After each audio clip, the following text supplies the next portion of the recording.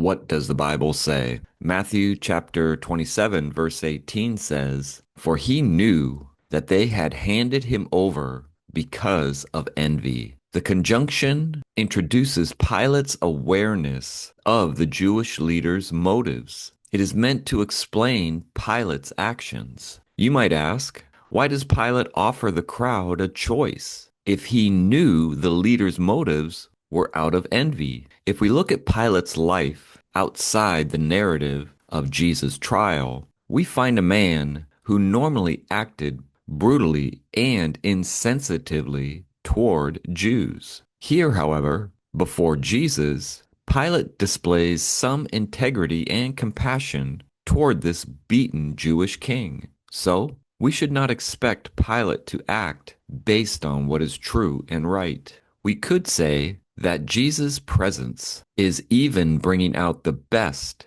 in Pilate, for Pilate knew that the Jewish leaders were not motivated by genuine loyalty to Caesar, but by envy of Jesus' popularity and influence with the people. Pilate probably heard about what happened during the Passion Week just a few days earlier, when Jesus made a triumphal entry into Jerusalem with all the people shouting, "Hosanna to the Son of David," meaning, "Save us, O Son of David." The crowds were looking to Jesus for guidance, which drove the chief priests and leaders to envy Jesus. Matthew, the author of this gospel, clearly illustrates that Pilate saw the obvious motives of the chief priests and elders of Israel, for he knew that they had handed him over. They refers to the chief priests and elders of Israel. The term handed over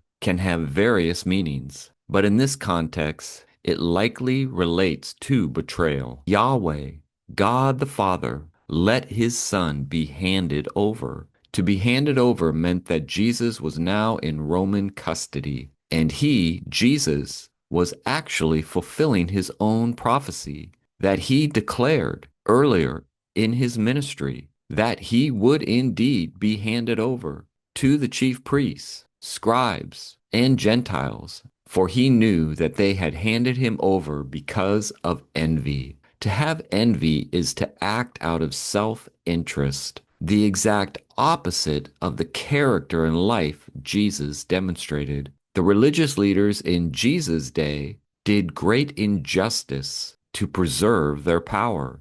Jesus did what was righteous by not grasping on to the power that was his, but instead emptied himself to please his Father. One path led to death, the other path to eternal life. The path Jesus laid was to life eternal, but the path of the chief priests and elders actually led to death and separation from God. These leaders of Israel are deliberately and unjustly handing Jesus over to Pilate for death. So what do we say to all of this? Let's keep reading and find out.